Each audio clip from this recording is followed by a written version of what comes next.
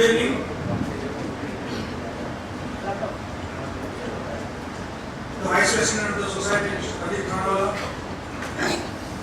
our learned speaker for the day, Mr. P.R. Ramesh, Abhay Mehta, respected past presidents of the Society, managing committee members, other seniors and friends. At the outset, I welcome you all to this very important meeting on the subject of recent amendments in Schedule 6 of the Companies Act. Friends, we are living in the era of standardization. Today we find that the cities and the countries are becoming homogeneous.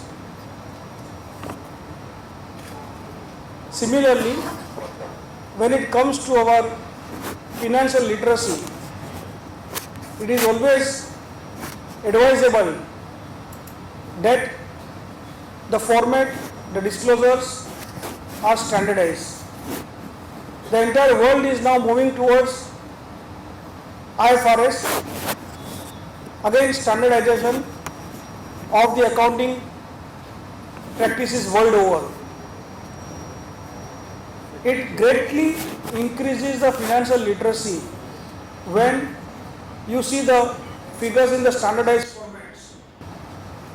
When you know that when a particular item is appearing at a particular place, having a particular meaning assigned to it, and the companies are required to disclose particular information, and that helps all the stakeholders to take decisions, to evaluate the financial performance of the company. The Ministry of Corporate Affairs in 2008 came out with an explanatory memorandum for the review of the Schedule 6 of the Companies Act 1956. Why this revision was undertaken first of all? If you see that Schedule 6 has been amended from time to time to incorporate several changes with the passage of time. But then the need was felt to make it more readable, useful, transparent, and user-friendly. Any communication which we do would be effective only if it is a receiver-oriented. And so is the case with the disclosures, the financial statements. It has to be the receiver-oriented. And therefore, it was decided to set out minimum disclosure requirements which are considered essential to ensure true and fair presentation of the financial position and financial performance of the company. It was felt that balance sheet and the profit and loss account should not be burdened with the loads of disclosure requirements, and therefore those disclosures which were meant only for the statistical purpose are decided to be removed, and to obtain the compatibility and convergence with the international accounting standards and practices. With these objects, Schedule 6 has been amended. Today our speaker would take us through how far these objects would be achieved. Though the amendments would be effective from the current financial year, it would have impact immediately once the quarterly results, half-yearly results would be disclosed. Maybe there will be some changes which will be in offering in the carve-out based on the changes. All these aspects would be dealt with by our speaker. Today when we decided about this subject, a name came about the speaker, none other than Mr. P.R. Ramesh. Mr. P.R. Ramesh is a chairman of the Deloitte and Haskin and Sales in India, and he has over 30 years of experience in providing auditing services.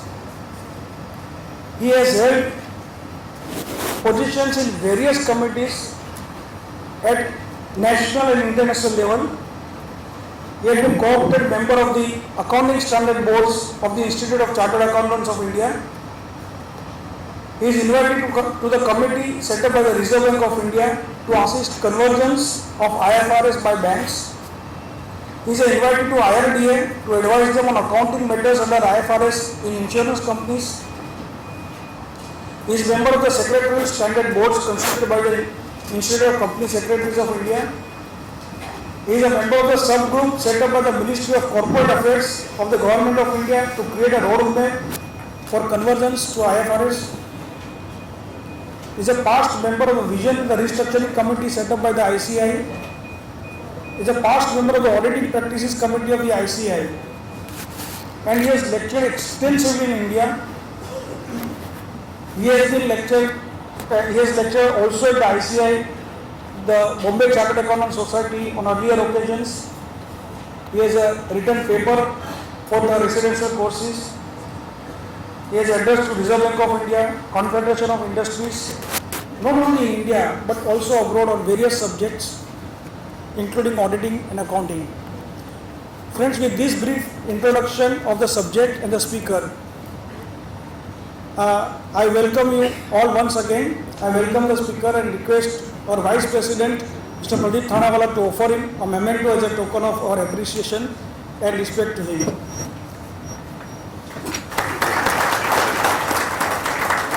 Before I request him to address us, a pleasant task to perform, and that is the release of the revised version of the book on Caro. The two dynamic authors who has revised the book are Viren Shah and Jayur Shah from PwC. Both these authors could not attend because of some last minute audit engagement. This book, I am sure, would be helpful to all of us in discharging our duties as an auditor. Especially it is dealing with the various aspects of the auditing and reporting aspects. May I request Mr. P.R. Ramesh to do the honor of releasing this book.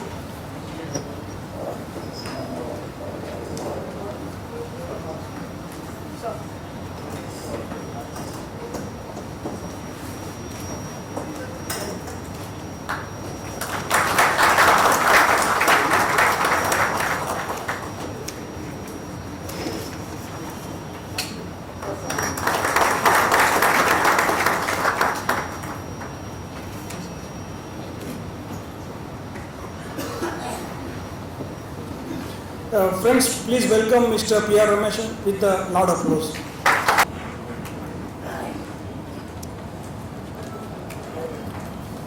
Thanawala, Ubay Mehta, distinguished past presidents, committee members, ladies and gentlemen. I am delighted to be back again in the Bombay Chartered Accountants Society, with the big difference that last time when I was here in this very hall, I spoke on IFRS, hoping it would happen. Now I'm speaking on something which has happened, which is Schedule 6. So in that race between IFRS and Schedule 6, one felt Schedule 6, I never dreamt that Schedule 6 will come before IFRS. Now there seems to be considerable uncertainty as to when IFRS will happen. I know lots of dates are being spoken about, and there is this website which says 35 standards are there.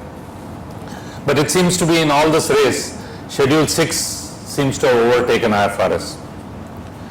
Now, just by way of what I will cover in the course of the next hour perhaps, is I will take you through as to, very briefly of course, on the applicability of Schedule 6.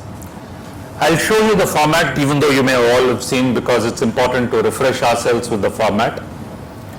And when we look at the format, there are some significant changes in the format which will impact all of us, and let's look at those significant changes. Whilst looking at those significant changes, we will see how different it is from what we are currently used to and what are the issues which arise. It is not that it is without issues. Whenever there is a significant change, there are issues and we need to work ways around it. But before we get into this history, there is a more recent history insofar as Schedule 6 is concerned. Having been part of the National Advisory Committee on Accounting Standards as a special invitee and the Accounting Standards Board, over the last 1 year, we were looking at two different versions of Schedule 6. And you must have seen that also.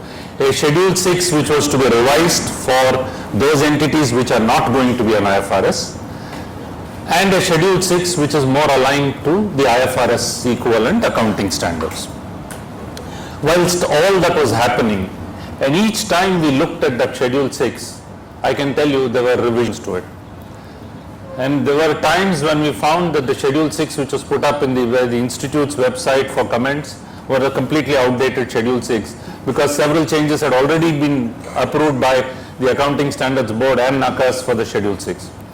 So it was so dynamic, and in a way that same sort of dynamism seems to have crept in when this Schedule 6 was actually notified and put on the website. It caught a lot of people by surprise, and one was also not sure as to when it is applicable, how it is applicable, and there was even at that point in time, as you know, speculation as to whether IFRS will happen on 1st of April 2011 or will not happen on. Now it's all history. The fact that Schedule 6 has happened and IFRS is not from 1st of April 2011.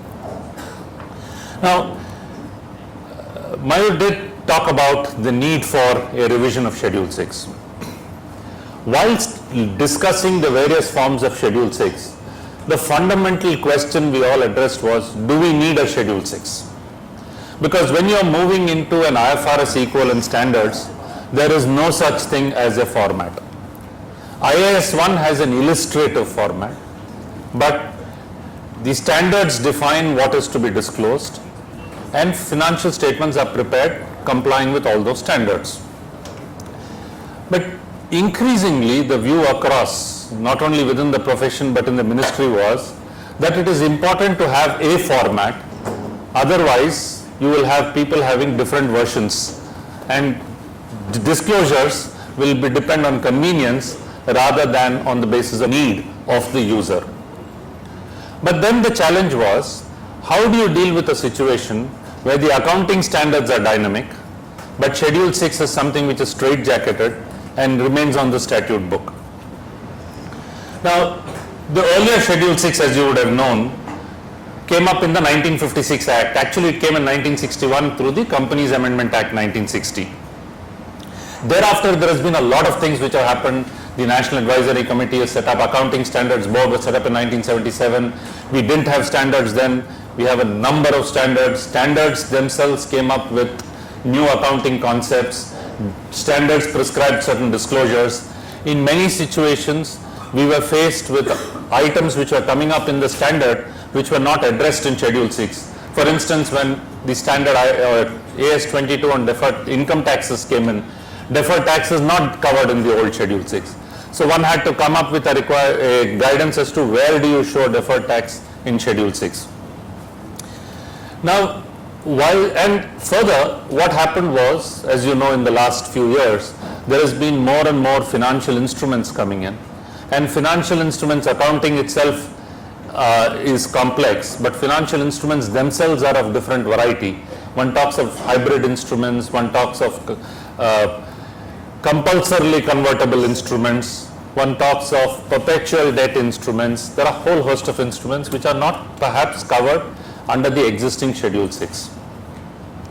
Further, one more dimension which has happened is the needs of the users change significantly from what it was in the past.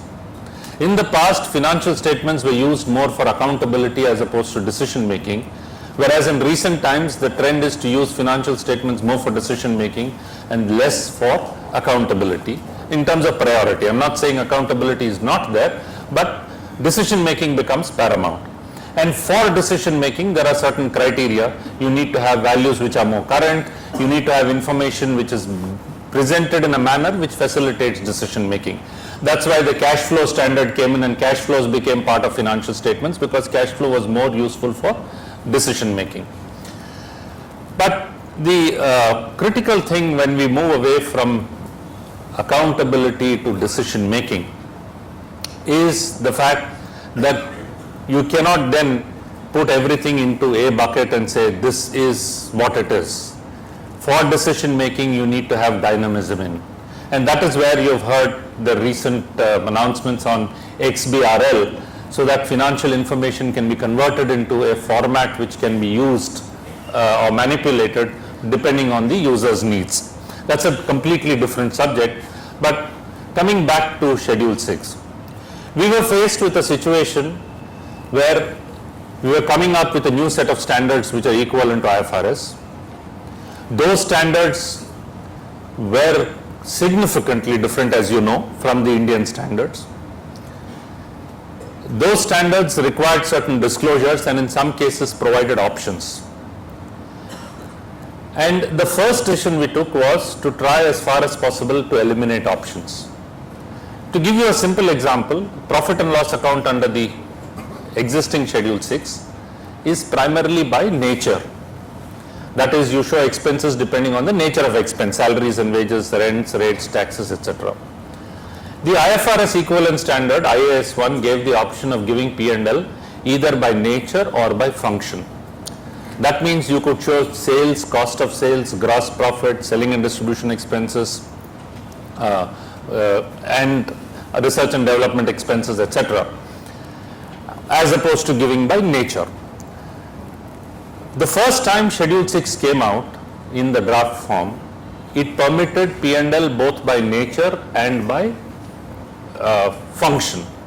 The formats of P&L, there were two formats of P&L, both by nature and by function. Now in this final Schedule 6, because of the view taken that we will eliminate options, it's back to the old format in a way that it is only by nature. Still we are left with this conflict as to what happens when the new standards come in. Fortunately, in the new standards, in the Indian equivalent standards, we have eliminated that disclosure by function, and therefore the IAS 1, equivalent of IAS 1, which is IND IAS 1, we will have the disclosure only by nature, and therefore it is in a way consistent with Schedule 6. And on that basis, two Schedule 6s, if I may say, were finalized, one for IFRS converged entities and another for non-IFRS converged entities. When IFRS did not happen, I think the ministry must have taken a view saying that let's go ahead at least with presenting financial statements on a basis closer to IFRS, if not measuring financial statements on the basis closer to IFRS. That means let us start getting acclimatized to looking at a format which is closer to IFRS instead of using the measurement issues which are there in IFRS. And a lot of the measurement issues were related to fair value, etc., and taxation was used as one of the reasons for postponing IFRS, because they said these measurement issues are not addressed in taxation and therefore we need to address the taxation issue. So it was decided to correct the presentation formats or work towards it. In doing that, there is a significant change, there will be an impact, let's discuss that, and there are some issues in it. But the first issue is the very notification itself. This was notified in the Gazette as of, I think, 28th of February, and it says it shall come into effect immediately. There was utter confusion at that point in time, and as you know, if you went to the ministry's website at that point in time, it first said it shall be applicable for the financial year 2010-11. And on the same breath, it said the previous year's figures shall be on the same basis. That means you needed to apply the new Schedule 6 for 2010-11. You needed to go back and convert 9-10 also on the same basis. And it's not as simple as purely rearranging figures. When you look at the new format, there is a lot of data which is required to be able to comply with the new format. And leave alone doing it for 10-11, doing it for 9-10 was even more a difficult task. And thankfully, subsequently, there is a clarification, or there is in the ministry website, if you would see, somewhere it's a little faint here, it says revised Schedule 6 effective from 1st of April 2011. So the consensus seems to be that 11-12 will be the first accounting period on the basis of which the new Schedule 6 will be done. At least that is being clarified time and again in the press. But it still means that when you go, you have to, when you do 11-12 financial statements on the basis of new Schedule 6, the comparative figures also have to be on the same basis. And now let's look at the form. When you look at the form, let's go one by one and I'll take you through some of the changes. First of all, it has done away with the horizontal form of balance sheet. The only form of balance sheet which is there is the vertical form of balance sheet. And in the vertical form of balance sheet, let's look at what are the main headings.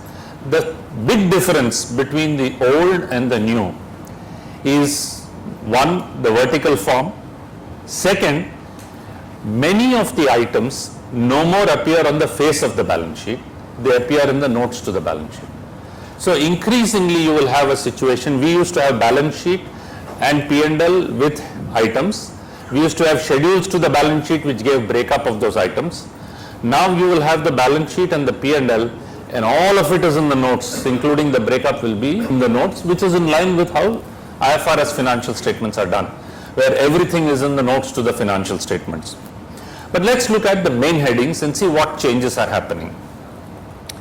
You see, the first big change, or rather a change, is you used to have sources of funds and application of funds as a title. That has gone away. Now you have equity and liabilities as the heading, and then you have the asset side separately. You'd see here you have share capital, you have reserves and surplus, you have this item monies received against share warrants. Share warrants may not have been a concept in 1956, but increasingly there are share warrants and you deposit money. Well, if you don't exercise the warrants, it's forfeited. So in substance it belongs to the shareholders. Therefore, it is appearing under shareholders' funds as monies received as a share, because if shares are issued, then it gets adjusted against share capital and or reserves and surplus depending on what is the premium. The second item you notice here is share application money pending allotment. Now, share application money pending allotment typically in the old Schedule 6 was shown under liabilities. Now, the view is when you receive monies against towards share application, you could have more than one situation. You could have a situation where the monies received are exactly equivalent to the shares which are proposed to be issued. Then the only administrative process which is remaining is allotting the shares. There is no question of refunding any money. So that money, when received, has the character of capital.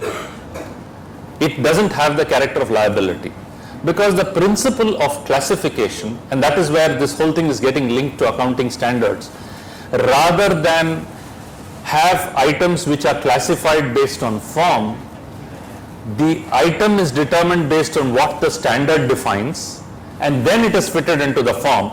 And in doing that, the form itself is has been designed to align with these standards. Now, if a liability is something where you need to repay somebody.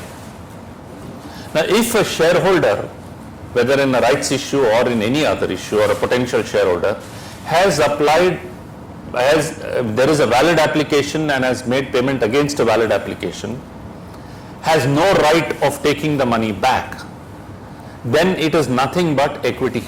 It is nothing but shareholders' funds. The only process which is remaining is the administrative process of completing the allotment and issuing shares. It cannot therefore be a liability because the money is no longer refundable. And that is why we have this section, share application money pending allotment. Now, in this section, it further clarifies, I'll show you in the notes subsequently. It says, if you have received monies in excess of what is intended to be allotted, then clearly that is a liability because that is to be refunded. To that extent, it will not get classified here, but it will get classified under liabilities. And that distinction needs to be made. There are disclosure requirements in respect of share application pending allotment, which is a matter which needs to be addressed, because as you know, there are a number of companies, both private and in some cases public unlisted companies, where share application money is received and kept for years, and actually you will find that in substance it is in substance it is equity, but not shown as equity and shown under liabilities. Now, with all those disclosures which come in and with this requirement, it will no longer be possible to classify them as liabilities. The second part in this same thing, you look at when you're looking at equity and liabilities, the big difference is liabilities now are being split between current and non-current. This is the significant principle which is there in international accounting standards, where the balance sheet moves away from secured or unsecured to more on the basis of liquidity as to when is it expected to be discharged. In this case, non-current means what will not be discharged in the next 12 months, and current, broadly I'm giving you, current means what will be discharged in the next 12 months.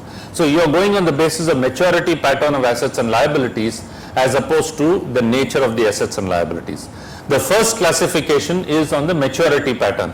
That means first you must be able to determine what is non-current liability and what is current liability. You look at the headings, subheadings under that. Under non-current liabilities, you have long-term borrowings.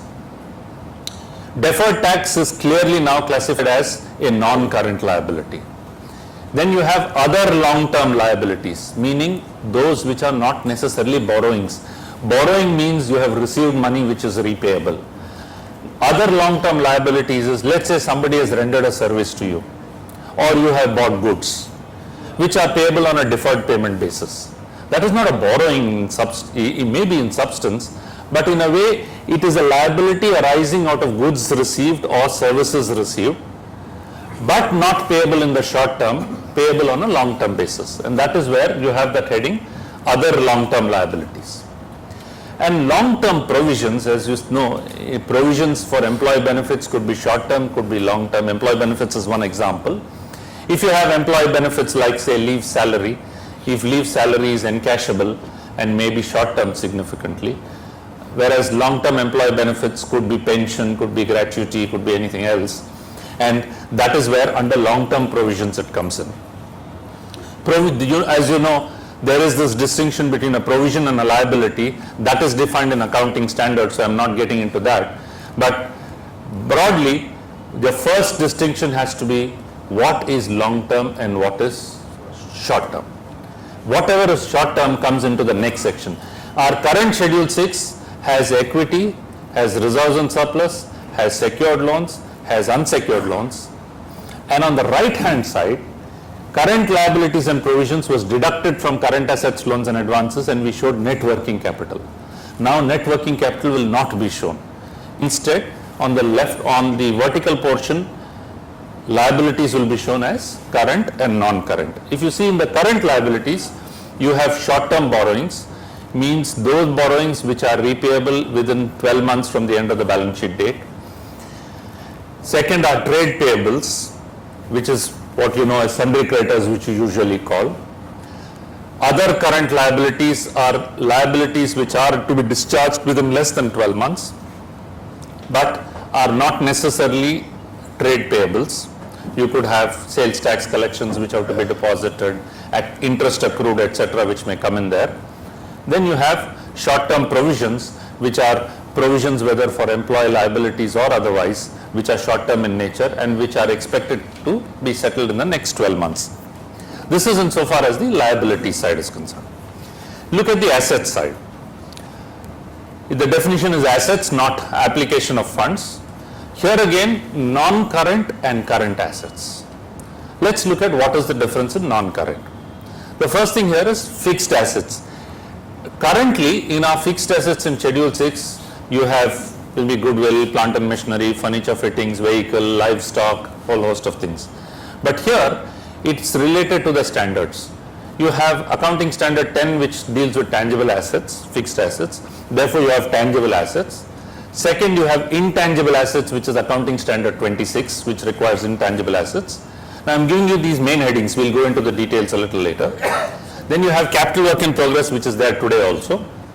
You have intangible assets under development, which was not there quite some years ago. Now with all the software industry coming up, you have intangible assets under development, and therefore this is a heading. Then investments we had as one line item in our earlier Schedule 6. Now that investments is split between current and non-current, you will have non-current investments separately. Deferred tax, as I said, is long term, so therefore deferred tax assets are non-current. Long-term loans and advances. Now these loans and advances, again, instead of a generic loans and advances, what is expected to be settled beyond 12 months from the balance sheet date becomes long-term loans and advances. Every other thing becomes current loans and advances. Similarly, for non-current assets, if there is anything in terms of assets which are not receivable in the next 12 months, you will have this issue. Now, some of the issues will involve judgment. For instance, let us say you have you have paid taxes under protest. They are subject to litigation. You need to take a call as to whether those tax demands or advance taxes or whatever taxes you may call are short term or long term. Do you expect the settlement to happen in the next 12 months and you expect a refund to come, or do you expect it will not happen? I know I'm entering into an area which is so uncertain. Most people would say anything which is due from the government in any form is non-current. Okay, but that is a judgment which you need to exercise. Earlier we didn't have to worry about it because everything came out of loans and advances, advance payment of taxes or loans and advances. Now that is the judgment call which determines classification, because the same heading is under current. So whether you put it under current or non-current does not go by a trial balance account code, or maybe you need to have more than one trial balance account code, because you need to split that item and then look at how much of it is coming in short term, how much will be long term, which of those will be short term, which of those will be long term. Because if you look at current assets, let's look at current assets. You have in that short term loans and advances and other current assets. Short term loans and advances will be the same amounts which you will receive or expect to receive in the next 12 months. The same test will apply to deposits. If you have electricity deposit, surely that meter is going to be there for the next 10 years with you, so long as you are running your business. Logically, that deposit will become long term. It will not be short term in nature. Now this changes the face of the balance sheet. You may have issues insofar as working capital funding or whatever it is. That's a different subject I'm saying. It may be a fallout of a Schedule 6 format. As we get used to this Schedule 6 and start presenting data in this Schedule 6, bankers and others need to be able to interpret this Schedule 6 and use it for their purposes. Earlier you had working capital clearly visible. Current, non-current, everybody assumed everything was current. But here, by your own accounting, you will be disclosing what is non-current and what is current, what will happen in the next 12 months and what will not happen in the next 12 months. So current investments, inventories, trade receivables are the same. Cash and cash equivalents is a term which is there. Short-term loans and advances, other current assets. Cash and cash equivalents you're familiar with is cash and bank balances, but there is an issue there because the term cash and cash equivalents flows from the accounting standard 3, which deals with cash flows.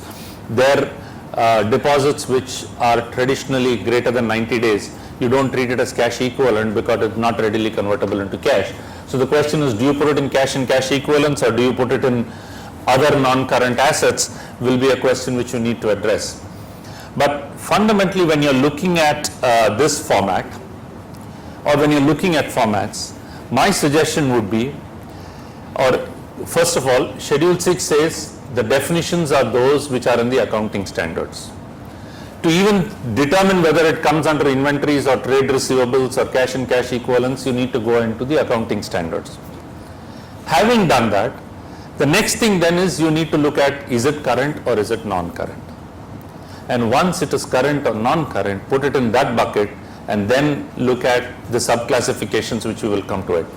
If something doesn't fall under the main heading, then merely because the subclassification requires a detail, you can't fit it into the subclassification. It has to first fall within the definition of the main heading, and then only it gets into the subclassification. Now let's move away from balance sheet to P&L. There are still a lot of detail insofar as subclassifications and notes, etc.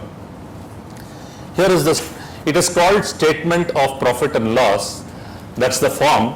But if you see below, it says profit and loss statement for the year ended is the title. Now we could get on to semantics or whatever it is. You could get on to say section 210 says something, this format says another thing, but essentially it means the same, because when it was,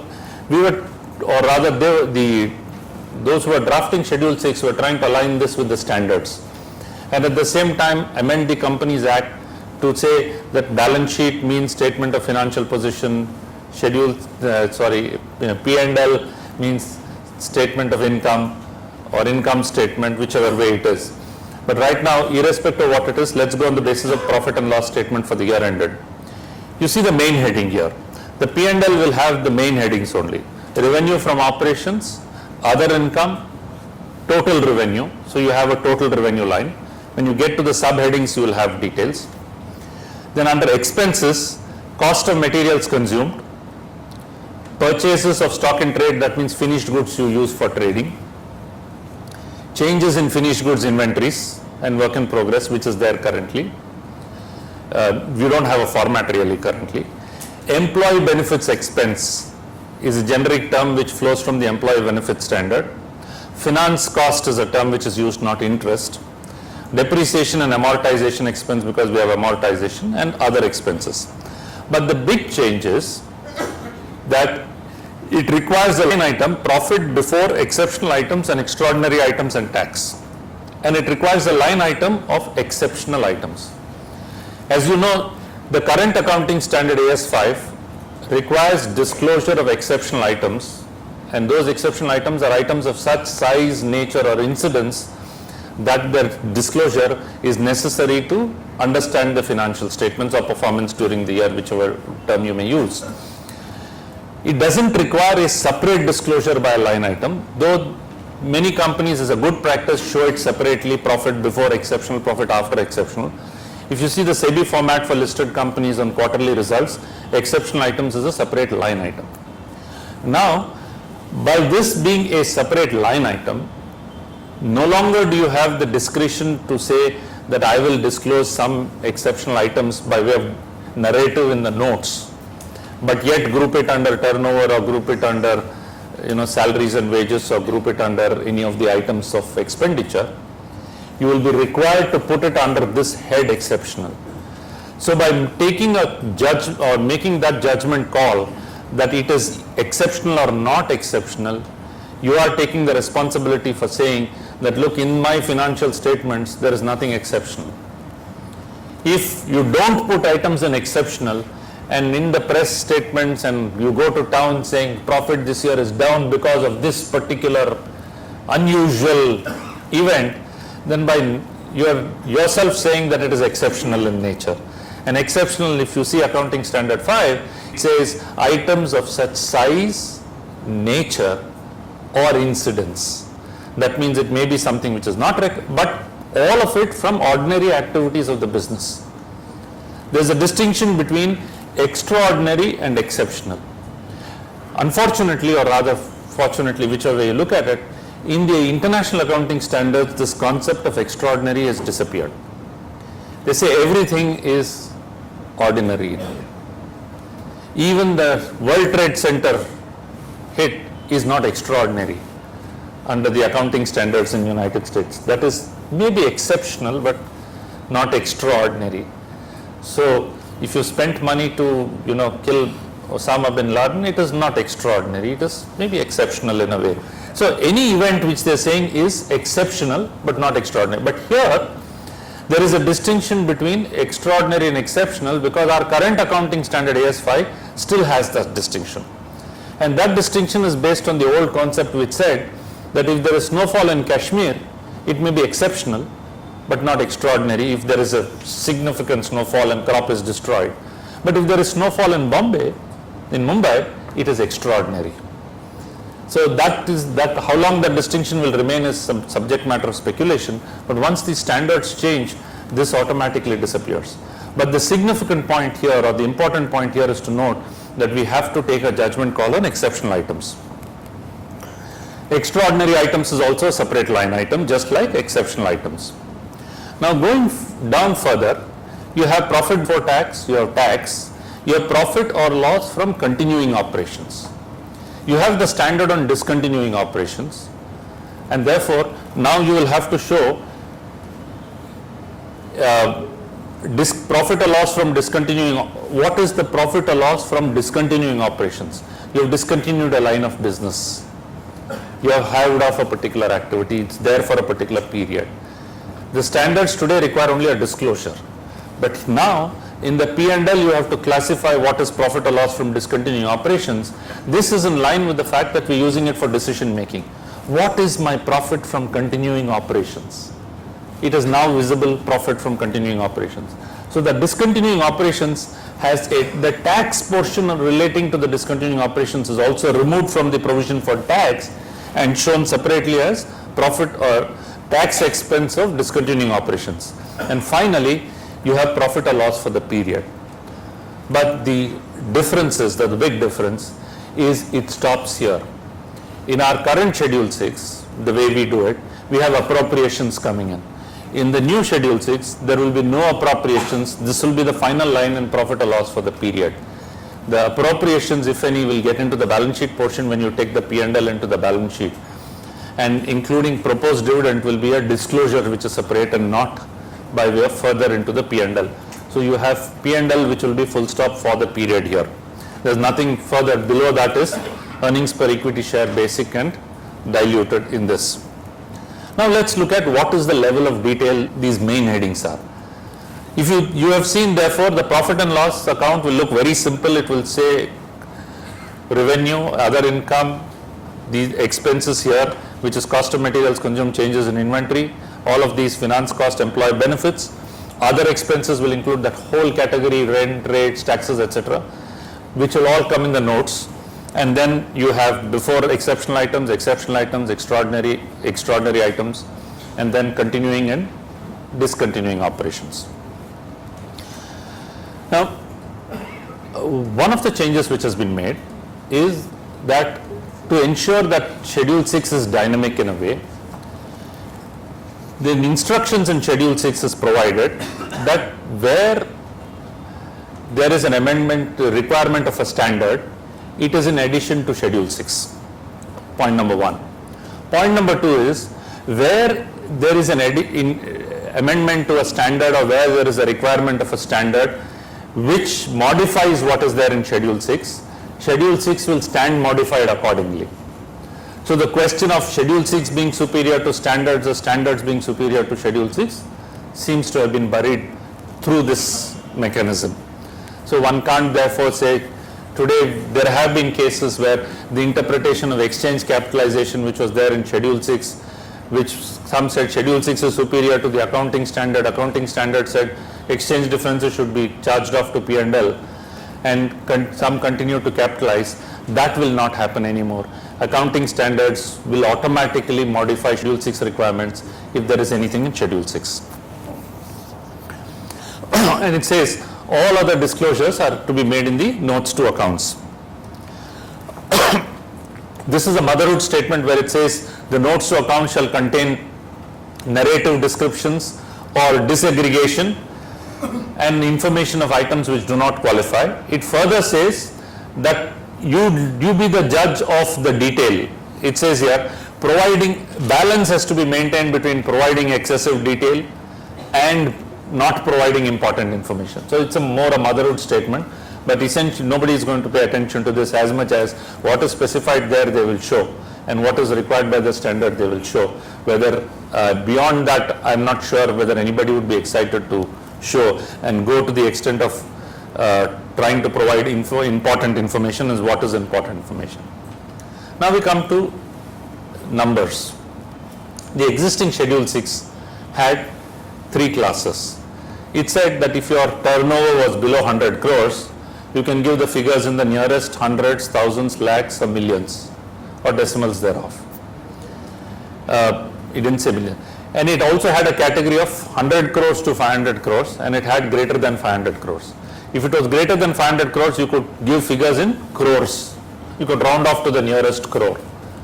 But here it says if it is greater than 100 crores, if your turnover is greater than 100 crores, figures to be given in nearest lakhs or millions or crores or decimals thereof. That means if you have more than 100 crores, you can give a figure in crores plus 2 decimal places, which is effectively crores and lakhs in the way it is. But whatever method you use, whether you show thousands or lakhs or crores, across the whole financial statements, including the notes, you have to be on the same basis. You can't in the notes say millions and in the balance sheet crores. Now figures for the previous period have to be shown. Remember, when you are doing this previous period, the format has changed. The previous financial statements had appropriations. The current financial statement doesn't have appropriations. So you will have to rework and show those appropriations in the previous year column in the balance sheet in the way it is. You will have rearranged items. Previous you didn't have current and non-current. So you need to go back to the previous year and determine what is current, what is non-current on the basis of information which you are then available and classify it accordingly. So that involves a lot of work, but clearly the intention here is you can't, otherwise since the format is so different, you can't say provide only current year figures, and how will you give the previous year figures? You can't, the previous year format and current year format are two different things. So you will have to recast the previous year's figures on these bases. This is the same which says disclosure requirements are the minimum, and the requirements of accounting standards, industry, sector or requirements Companies Act will, if it requires something to disclose on the face of it, you show it on the face of it. I spoke about all of these new line items, but let me come on to the definition very quickly. Current by definition, as I said, is more than 12 months, or is less than 12 months. It is all, this is the same definition which is there in the international standards, is something which is expected to be realized in the normal operating cycle is current, or realized or payable in the normal operating cycle. But the issue is on cash and cash equivalents. It says cash and cash equivalents unless there are restrictions on being exchanged or used. If there are restrictions, then it won't be cash and cash equivalents. It will have to be other current assets or other non-current assets as the case may be. So what is normal operating cycle? It varies from entity to entity, but if you do not have information about the normal operating cycles, it is 12 months. And what is an operating cycle? From the time you acquire an asset till the time you convert it back into cash, finally by way of sales, realization, etc., is an operating cycle. For simple purposes, you can take it as what is held for trading is current, what is within the normal operating cycle is current, what is within the next 12 months is current, and that is broadly what fits into the whole thing. Let's get on to quickly into the individual line items. There are some issues. Share capital. The first requirement, this is a new requirement where it says shares, if any, held by subsidiaries or associates of the holding company or the ultimate holding company should be shown. So the holding company, ultimate holding company, any of its subsidiaries or associates have to be shown. So in effect it means that in the past we used to have situations where a holding company directly held say 51%, through an associate held another 20%, and through another entity held maybe 10%. Now all of those disclosures will need to come in. But the second disclosure is more interesting. It says number of shares held by each shareholder in excess of 5% together with their names. So every balance sheet will require you to disclose who are the big shareholders. Some of the larger investors may feel proud that their names are coming up now in the balance sheet finally, rather than having to say, I propose this director, I second this resolution. Now it is appearing on the face of the printed accounts. This, you see, by a number of shares, this will result, remember one thing, any information which is shown will require to be verified. And any information which is disclosed is now being seen by a lot of people. So the shareholder whose name is mentioned and shares are mentioned, he will stand up and say, I have more shares than this, or I have sold those shares long ago, you have not removed it. We'll have some interesting times in the AGM as far as this is concerned. That I expect will surely happen in this. When the employees list came in, high paid employees, the wives of the employees were more interested in that list, and there used to be a lot of speculation. But more important than the speculation was the embarrassment, because qualifications were required to be mentioned, and many of them didn't have a qualification. So we had innovative things like they used to say QE, saying qualified through experience in work, because he was, and genuinely was qualified through experience in work. Reserves and surplus. Here the difference is, there are subcategories I'll show you, but the P&L balance, even if it was negative under the old Schedule 6, we showed on the asset side. And I have known companies taking pride on the fact that it was on the asset side. It was a miscellaneous expenditure somewhere tucked away, debit balance and profit loss account. The balance sheet total looked good. Now, the negative gets deducted from the liability side itself, So even if it is a negative, it has to be deducted.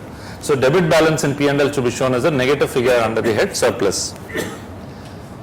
Interesting thing here, loans and advances, loans and short-term borrowings, long-term and short-term borrowings. Loans and advances from related parties have to be shown. One more interesting fact which is not available in the current financial statements is period and amount of continuing default on the balance sheet date and repayment of loans and interest shall be specified in each case. Currently it is available in the auditor's report through CARO, but it is not available on the face of the balance sheet.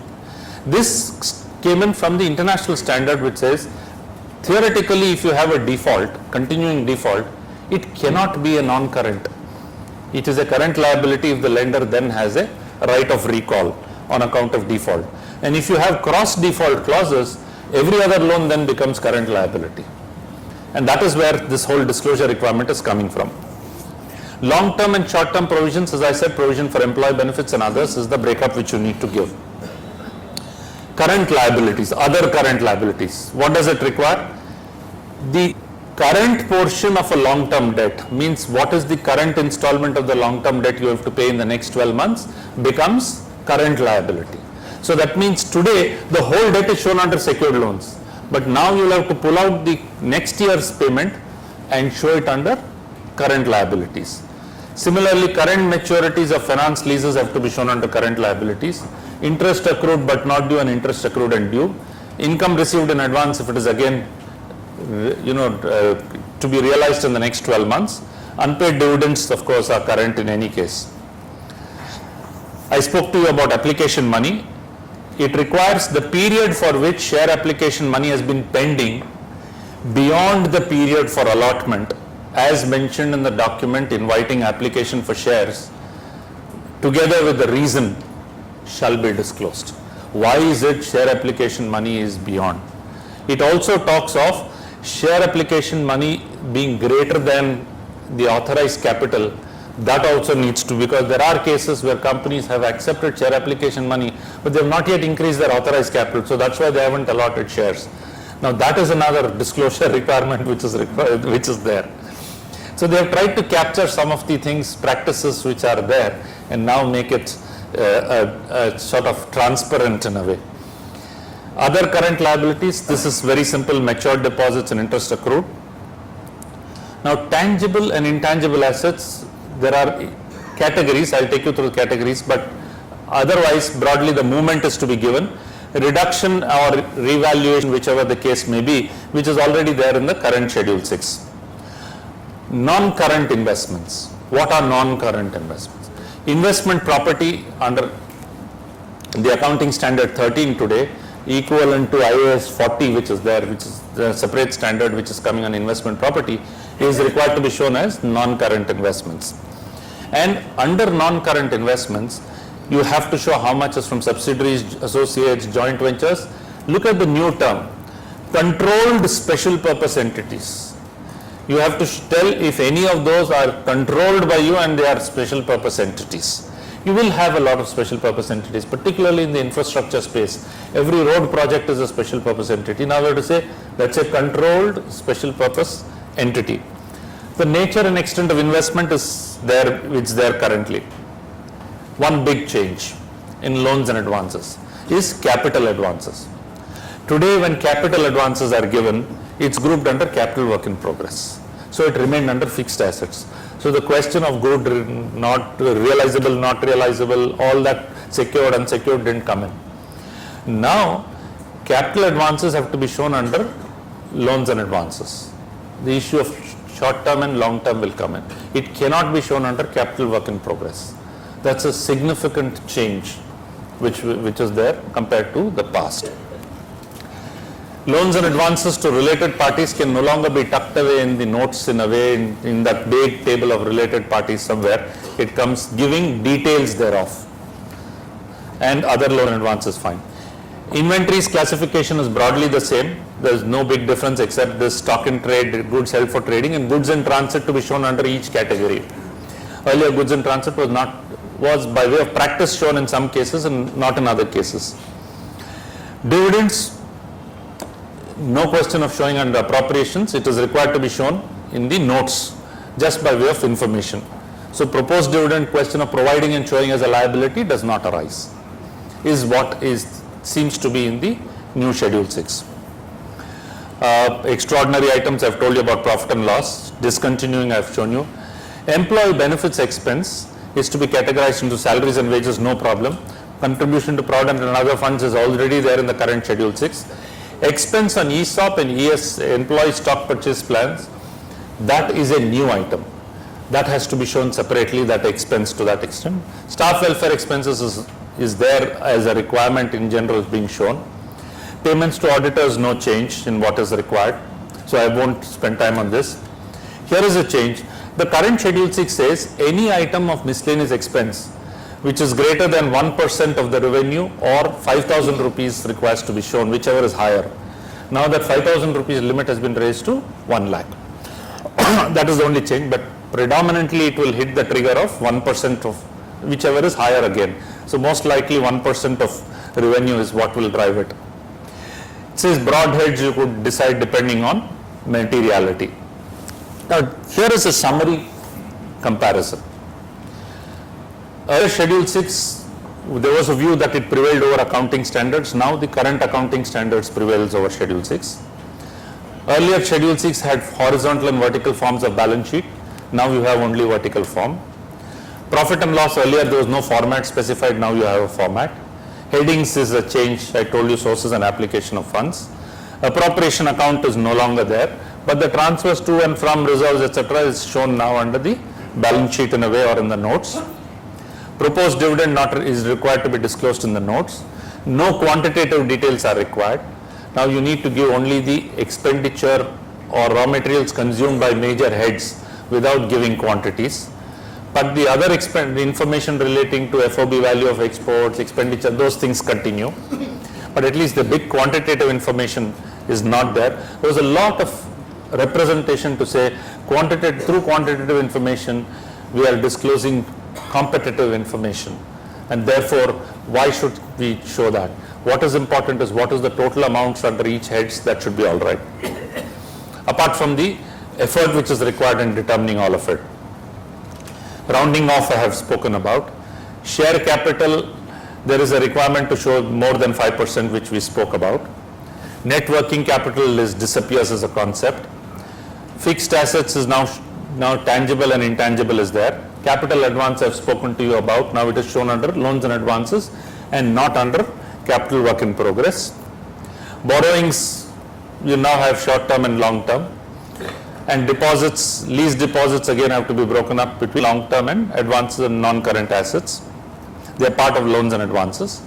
Investments are two separate categories.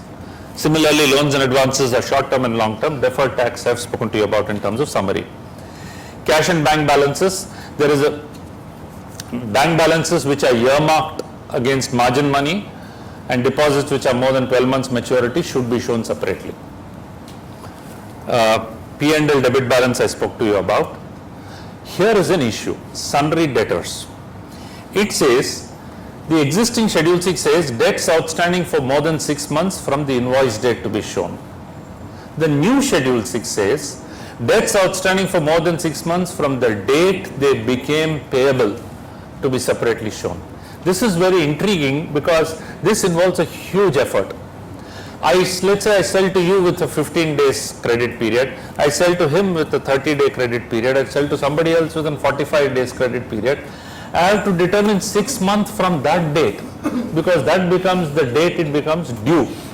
Whereas invoice date is easier. So it becomes a major software change which may be required.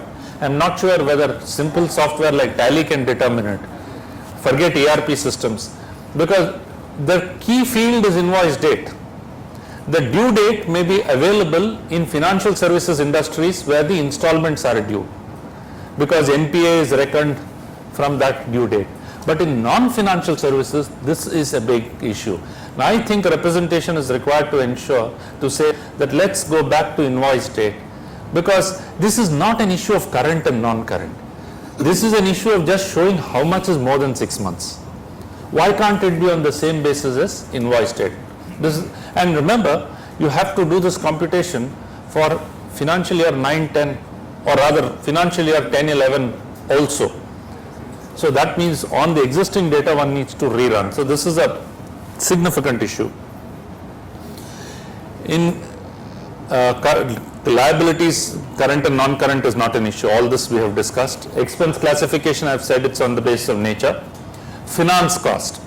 If you see the accounting standard on borrowing costs, para 4E of the accounting standard on borrowing costs says, where the exchange fluctuation has the character of interest, it shall be treated as interest. So Schedule 6 provides for it to say that where the exchange fluctuation is treated as borrowing costs, it should be included under finance costs.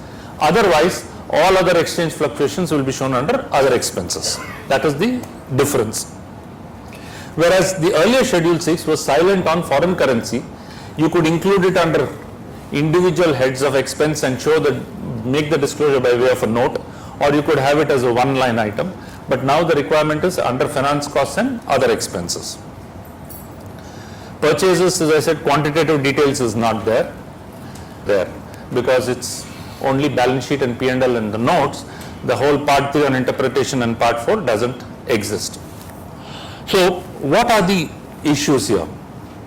One is we are rolling out the Schedule 6 well before the converged accounting standards are rolled out.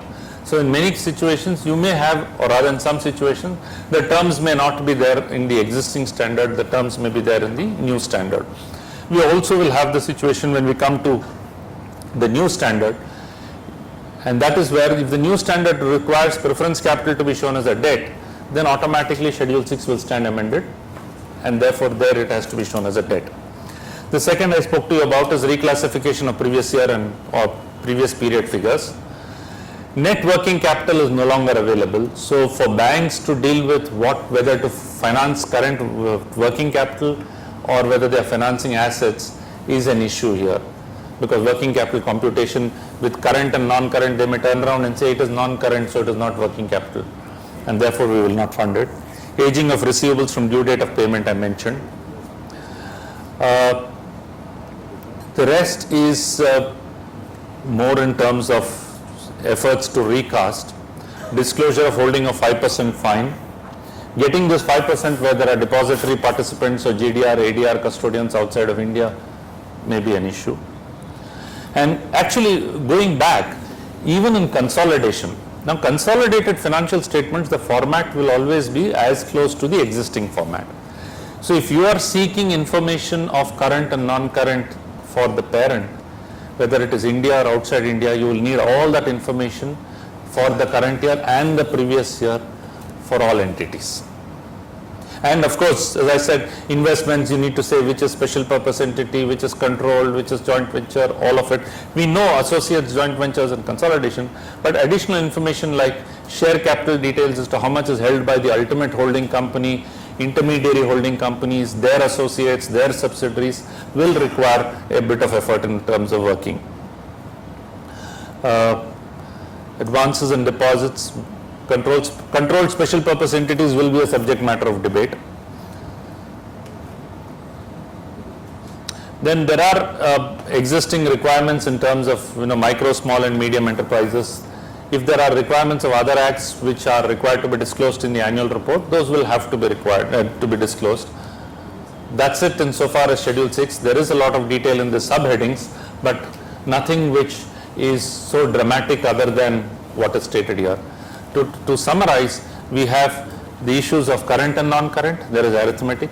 We have issues in terms of due date, over 6 months insofar as debtors, and of course we have other information like shareholders information over 5%. We have issue of defaults to be stated. The rest is more a format, and accounting standards will override it. Even in intangible assets now, if you get into the level of detail, you'll find the intangible assets are required to be given in various categories: brand, computer software, trademarks, mastheads, etc. So there are categories listed, but that is information which is otherwise will be available in financial statements. So there is no complexity there.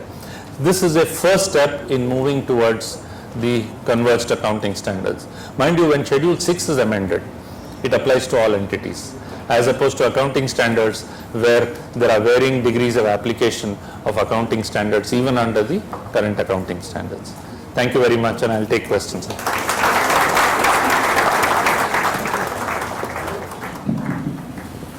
Friends, we have some time for question and answer. If anybody would like to ask a question. Yeah. Yep. So I have a couple of. Yes, please. First thing is the applicability of the Schedule 6 has not yet been notified. So till the notification date comes, will it be actually applicable? No, there is a gazette notification of Schedule 6. It says to be notified. Pardon? It says to be notified. No, if you see the gazette, it 28th of February, correct, and they announced 1st April 2011 as the date. For first April 2011 notification. You can take 1st April 2011 as the date. The ministry is very clear on that. Then second thing, for presentation of the details of the desegregation of the figures from the face of the balance sheet in the notes. Would it be advisable to present all the details of the financial and non-financial details to a particular line item at one place, or to give a separate note number for each line item? Well, I can only say it's not mandated. It's the preference, and your question itself answers it in a say, what is preferable is a personal choice. So really speaking, you may decide to show it at one place or not, or separate financial and non-financial. There are no hard and fast rules on this. The last question is, certain terms such as investment property and control special purpose entities, they derive the definitions specifically from the newly notified INDAs. And what revised Schedule 6 says is only the existing, the applicable accounting standards will prevail over the revised Schedule 6. So can the definitions can be taken up from the INDAs? Yeah, so to answer your question, investment property is there currently in accounting standard 13. But controlled special purpose entities is not there in the current accounting standards. Now the principle we follow is where a prescribed treatment or a definition is not available in a current standard, one looks at whether it's available in an international standard. And in this case, we not only have an international standard, we have an Indian standard which is already there in the public domain. So you can use, or rather you should use, those definitions. That means even if a company for which IFRS will not be applicable, so even they are required to be updated with. That's right. That's the point I made. The Schedule 6 unfortunately or applies to all because it is Schedule 6. The concept earlier was to have two versions of Schedule 6, one equivalent to IFRS standards, one for the other entities, which has not happened. It's way behind. Yeah. Okay. Yes. I know, but it is good you raised that. Sir, under the Indian standard, proposed unit you have to compulsorily provide something. Yeah, not under the Indian standard. The proposed dividend came in the context of Schedule 6, where you had proposed dividend required and then you had the provisions required proposed dividend to be shown. Now with Schedule 6 itself being amended, there is no question of proposed dividend to be shown. Relating to the, I think in AS4, there is a provision that proposed dividend needs to be shown separately. And Yeah. there is a provision that if it has been declared. after You see, the if you balance sheet see, date, I'll tell you, well, when that is where we need to look at it in the context of with AS4, AS29, etc. coming in, is it a present obligation becomes debatable. AS4 read with Schedule 6 made it clear that proposed dividend is required.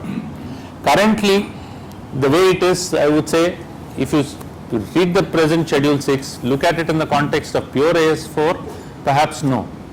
Proposed dividend may not be required to be shown. Because the current Schedule 6 also has one more item. Where a dividend is declared by a subsidiary after the date of the balance sheet, but relates to the profits of the period, then it has to be considered by the holding company in its financial statements, or other cannot be excluded. That requirement is not there. Extending the same analogy, if there is a dividend which is declared, how would it be a liability on the balance? Because then is it current, non-current? It is still a proposal. Which proposal has happened subsequent to the balance sheet date? In my slide, I did put a question mark, is proposed dividend to be declared. One of the reasons for the question mark was AS4, as you rightly put it. But if you ask me a straight answer, I will say no. Some of these ambiguities, you are right, will. Yes. Yes, any other question? What happens to the prior period expenses? Because the prior period expenses are in various heads. Yes. That is not finding any place in. That is not finding a place in this, in my presentation, but if you see, prior period expense is an item which is shown as a component of P&L here. It says prior period items. There is, apart from details of exceptional and extraordinary items, there is prior period items, but it's not shown as a separate line item. So essentially it means that when you're moving things to the notes, like you're showing rates and taxes, rent, etc. in the notes, prior period items will also come in the notes. Sir, main schedule will help detection and prevention of fraud, taking the toll from subject and wrong. Now there are problems with the profession. So many such scams are coming out. Who will advise what is likely to happen? How do we handle them? See, neither the accounting standards nor Schedule 6 disclosures will prevent frauds. What will prevent frauds is elimination of fraudsters, which is so long as human greed is there, there will be frauds. I think we need to look at ways and means to detect fraud or make frauds too expensive or too onerous in a way. That is the only way you can deter frauds. The best way to deter frauds, as we always say, is first is you need to have standards, which is what we have. Second, you need to have oversight mechanisms. Third, you need to have severe punishment, which should be swift and which should be fair and which should be certain.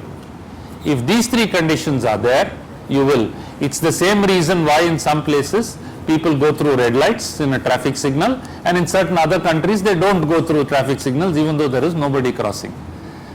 It is for this reason that punishments, though there, are swift, certain and fair. Whether policeman is there or not, you will get your challan at home and you will have to pay. So, I mean that the same individuals in India, when they go outside India, behave differently. Very well said. Yeah, any other questions?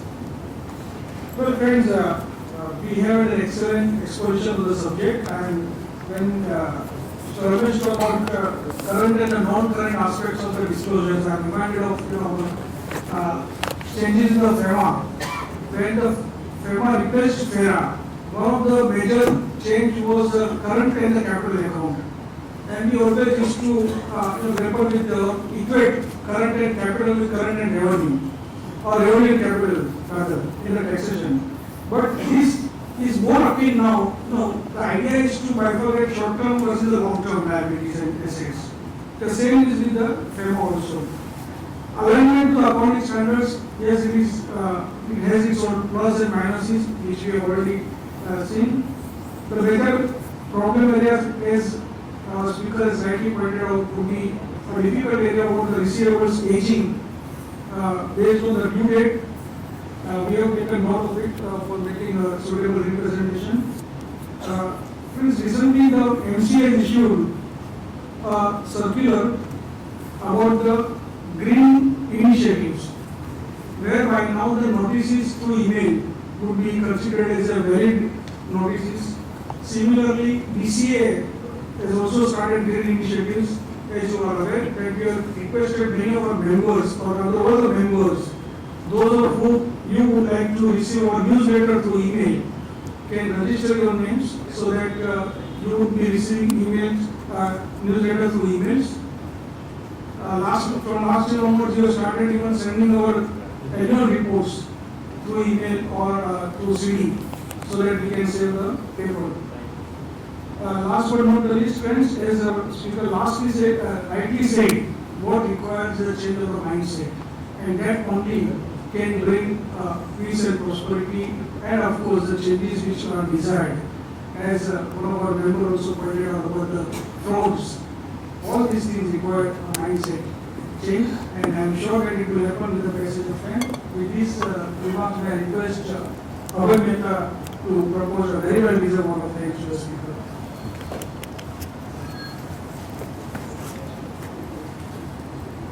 Respected President of BCS Vice President Pradeep Chanawala, seniors in the profession and friends. Before performing the present task of Court of Times, there are a few announcements. We have just today released the book on publication on reporting under Cargo 2003 Thank you. compilation. That was- And this publication will be No available problem. for sale after a week's time.